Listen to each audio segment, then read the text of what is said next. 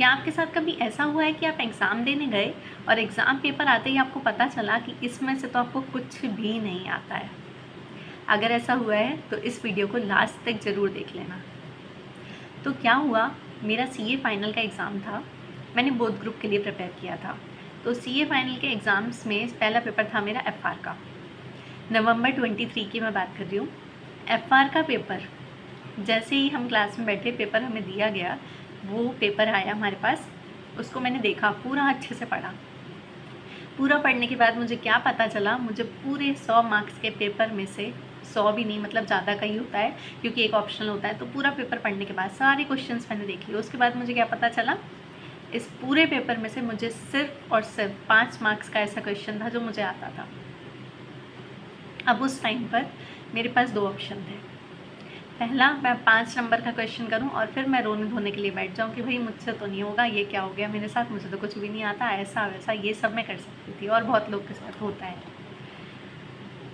तो उस time paper जब आया तो मुझे ऐसा लगा कि मेरी गलती है, मैंने नहीं पढ़ा अच्छे से। पहली चीज़ तो ये कि मैं सेल्फ स्टडी करती थी, तो मुझे ये लगा कि ये सारे टॉपिक्स हो सकता है बुक में होंगे, पर मैंने तो सेल्फ स्टडी किया है, मुझे तो पता ही नहीं कहाँ पे था ये, मैंने तो कभी ये पढ़ा ही नहीं है, मतलब मेरी ही गलती है। जिन लोगों ने क्लासेस ली हैं उनको सबको पेपर आता होगा, क्योंकि एक तो मैं किसी से ज़्यादा बातचीत करती नहीं थी एग्ज़ाम हॉल में बैठ के, तो मुझे नहीं पता था कि सबके हाल यही हैं और किसी को भी कुछ नहीं आता है। तो मैं खुद को ही कोस रही थी कि मेरी गलती है, मैंने सेल्फ स्टडी तो कर ली, लेकिन मुझे ये पता ही नहीं है कि ये सारी चीज़ें भी कोर्स में एग्जिस्ट करती हैं और मैंने तो ऐसा कुछ पढ़ा ही नहीं है। शुरू के 10 से 15 मिनट बस वो 5 नंबर का क्वेश्चन अटैम्प्ट करने के बाद मैं ये सोच रही थी कि अब मैं इसमें करूँ क्या, मुझे तो ये सब नहीं आता। पर फिर उसके बाद मैंने सोचा कि चलो ट्राई तो करके देखती हूँ, कुछ जो मुझे समझ में आ रहा है मैं वो कर दे रही हूँ। नहीं मिलेंगे नंबर तो ना सही, फेल होना है हो जाएंगे, कोई बात नहीं, पर ट्राई तो करते हैं, ऐसा तो नहीं छोड़ सकते ना। उसके बाद मैंने पेपर को दोबारा से पढ़ना स्टार्ट किया, और जब वो मैंने दोबारा पढ़ना स्टार्ट किया, एक एक क्वेश्चन को 2-3 बार रीड किया, तब मुझे उसमें से कुछ कुछ चीज़ें समझ में आने लगी। आपका अगर कोई भी सीनियर है जैसे नवंबर 23 में एग्ज़ाम दिया है, आप उससे पूछ लेना कि एफआर का पेपर कैसा आया था, तो वो भी आपको बता देगा कि कैसा पेपर था, ठीक है। पर उस टाइम जब हमारे पास पेपर होता है तो हमें तो नहीं पता होता ना कि सबको सेम फीलिंग आ रही है, सबके लिए ये डिफ़िकल्ट है। और अगर कोई फ्रेंड आपका हो, आपका कोई फ्रेंड्स वगैरह हैं वहाँ पे, तो आप उनसे पूछ सकते हो, लेकिन मेरा तो कोई भी ऐसा कोई फ्रेंड वगैरह था नहीं वहाँ पे, तो मुझे लगा कि मेरे को ही नहीं आता है बस। तो मैंने दोबारा पढ़ना स्टार्ट किया। अब एक क्वेश्चन को मैंने 2 बार रीड किया, उसको समझने की कोशिश करी कि इसमें क्या क्या हो रहा है, क्या चाहिए, क्या आंसर हम लिख सकते हैं।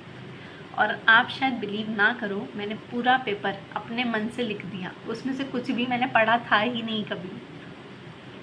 बेसिक कॉन्सेप्ट होते हैं कुछ जो हमने शुरू में, मतलब 11th-12th में या आपके ग्रेजुएशन के टाइम पर ये सब चीज़ें हमने पढ़ रखी होती हैं, लेकिन वो उस टाइप का क्वेश्चन हमने नहीं किया होता है, तो बेसिक अंडरस्टैंडिंग तो थी ना। तो मैंने एक एक पेपर को एक एक क्वेश्चन को 2-3 बार रीड किया, और रीड करने के बाद मुझे कुछ कुछ चीज़ें समझ में आने लगी, और उसी के बेसिस पर मैंने अपने आप खुद से कुछ भी आंसर बना के लिख दिया। और जिस पेपर में से मुझे सिर्फ 5 मार्क्स का आता था, उस पेपर में मैंने 80 मार्क्स का क्वेश्चन पेपर अटैम्प्ट किया। मुझे अभी भी नहीं याद कि मैं क्या क्या लिख के आई थी उसमें, मुझे जो मन में आ रहा कुछ भी, 3 घंटे में मैंने पूरा पेपर अटैम्प्ट किया है, मतलब सॉरी पूरा नहीं, 80 मार्क्स का मैंने अटैम्प्ट किया है। और पता नहीं क्या क्या बना बना के लिखा था, पर सब कुछ मैं करके आ गई। और वो पेपर करने के बाद घर आके मैं 1 घंटा तो रोई, क्योंकि वहाँ तो नहीं रो सकती थी ना, वहाँ रोती तो टाइम वेस्ट होता मेरा, वो तो चला जाता टाइम। पर अब घर आके तो पछतावा होता है कि यार मैंने ये क्या करा, इतने साल से, मतलब 2 साल तो इंसान पढ़ाई करता ही है, 1.5 साल या 2 साल फाइनल के लिए, और उसके बाद मैंने जो पेपर दिया वो मेरा पूरा ख़राब हो गया। तो जो वर्स्ट फीलिंग आती है ना, उससे क्या होता है, उससे अब ये वाला पेपर तो गया, अब आगे आने वाले सारे पेपर बेकार हो जाते हैं। तो एफआर का पेपर मेरा इतना बुरा हुआ, और घर आके मतलब इतना बुरा सा फील हो रहा था कि यार ये मैंने क्या किया, सारी मेहनत पानी में गई, अब तो कुछ भी नहीं होने वाला। अब एक पेपर में फेल, मतलब पूरा ग्रुप गया। तो मैंने कम से कम, मतलब जैसे शाम को हम पेपर दे के आते हैं, तो आने के बाद मैंने कुछ पढ़ाई नहीं की। एक दिन के बाद मेरा SFM का पेपर था और मैंने कुछ भी नहीं पढ़ा, मेरा दिमाग ख़राब हो गया, सर फट रहा था कि यार ये क्या हो गया मुझसे। और पता नहीं आपके साथ होता है नहीं, अगर होता है तो प्लीज़ कमेंट सेक्शन में बताइएगा। तो ये मैंने किया और फिर इसके बाद SFM को पढ़ना मैंने स्टार्ट किया नेक्स्ट डे से। उस दिन मुझसे नहीं हुआ कुछ भी, मेरे को लगा कि अब नहीं हो पाएगा, क्या फ़ायदा पढ़ के जब होना ही नहीं है, पता है मुझे नहीं होगा। तो फिर मैंने छोड़ दिया उसको और SFM मैंने नेक्स्ट डे से पढ़ना स्टार्ट किया। वो भी बिल्कुल मन नहीं हो रहा था, ऐसा लग रहा था यार अब तो होना ही नहीं है ना, क्यों पढ़ना है इसको। फिर भी जैसे तैसे किया। SFM का क्वेश्चन पेपर आया। SFM में अब बाकी सबके लिए तो SFM ईजी था और मेरा वो SFM का पेपर पूरा का पूरा ख़राब हो गया। अब वो इसलिए नहीं कि मुझे SFM भी नहीं आती है, SFM आती थी मुझे, FR तो मुझे बहुत अच्छे से आता था, जो मेरा सबसे बुरा हुआ। बस अब मेरे मन में ये चीज़ बैठ गई थी कि FR मुझे इतने अच्छे से आती थी, FR मैंने बर्बाद कर दिया। अब SFM तो वैसे मुझे ठीक ठाक आती है, बहुत अच्छी तो आती नहीं है, तो ये तो वैसे भी गया। फिर SFM का पेपर दिया और फिर मैंने बोथ ग्रुप के लिए प्रिपेयर किया था। मैंने पेपर सारे दिए, ऐसा नहीं कि मैंने छोड़ दिया। फिर उसके बाद मैंने सारे पेपर दे दिए अपने, हो गया सब कुछ। अब जब रिज़ल्ट आया तो आप बिलीव नहीं करोगे, मुझे FR में 52 मार्क्स आए। जो पेपर में मुझे सिर्फ 5 नंबर का आता था, उस पेपर में मुझे 52 मार्क्स आए हैं। और SFM जो सिर्फ और सिर्फ FR की वजह से मैंने ख़राब किया, उसमें मेरे मार्क्स आए हैं 40। तो इससे पता क्या चलता है, इससे ये पता चलता है कि जब आप एग्ज़ाम दे के आते हो, अगर आपका एक पेपर ख़राब हो गया, उसका इफ़ेक्ट प्लीज़ दूसरे पेपर पर मत पड़ने दो। आप पिछले वाले के बारे में सोचे जा रहे हो, आप उसको चेंज नहीं कर सकते ना, वो तो हो गया।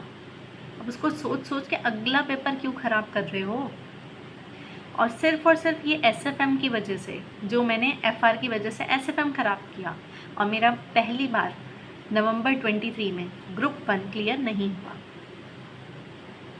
अगर मैं FR को छोड़ के सिर्फ और सिर्फ SFM पर ध्यान देती तो शायद मेरा उसी टाइम पे क्लियर हो गया होता। मैंने बोथ ग्रुप के लिए प्रिपेयर किया था, ग्रुप 2 मेरा क्लियर हो गया उस अटैम्प्ट में और ग्रुप 1 मेरा क्लियर नहीं हुआ, सिर्फ और सिर्फ इस वजह से कि मैंने अपने पिछले पेपर का इफ़ेक्ट अपने अगले पेपर पर पढ़ने दिया। तो अगर आप भी ये गलती कर रहे हो कि आपका एक पेपर ख़राब हुआ और उसके बारे में सोच सोच के अपना अगला पेपर भी ख़राब कर रहे हो, तो प्लीज़ ऐसा मत करो। अगर कोई पेपर डिफ़िकल्ट आया है तो वो सिर्फ आपके लिए डिफ़िकल्ट नहीं है, वो सबके लिए डिफ़िकल्ट है। आपने सेल्फ किया है, आपने किसी की क्लासेस ली हैं, कोई फ़र्क नहीं पड़ता, सब इक्वल होते हैं। पूरी मेहनत आपने भी की है ना, इतना तो आपको भी पता है कि आपको क्या क्या पढ़ना था, आपने सब पढ़ा है। तो फिर अब क्यों उसका इफ़ेक्ट पढ़ने दे रहे हो। और जब पेपर डिफ़िकल्ट आता है ना, तो उसमें मार्किंग बहुत अच्छी होती है और नंबर सबको मिलते हैं। जब वो पेपर डिफ़िकल्ट था तो वो सबके लिए डिफ़िकल्ट था, मुझे लग रहा था कि मेरे लिए, पर वो सबके लिए था। ये मुझे बाद में पता चला जब यूट्यूब पर इतनी सारी वीडियोज़ आई कि ये FR में क्या हो गया, ये पहली बार ऐसा पेपर आया है, ये वो, तब मुझे पता चला कि ये मेरे लिए नहीं था, ये सबके लिए सेम था। अगर पेपर इजी है तो सबके लिए है, अगर डिफ़िकल्ट है तो वो सबके लिए है। तो आप प्लीज़ इसका इफ़ेक्ट अपने पेपर पर मत पड़ने दो।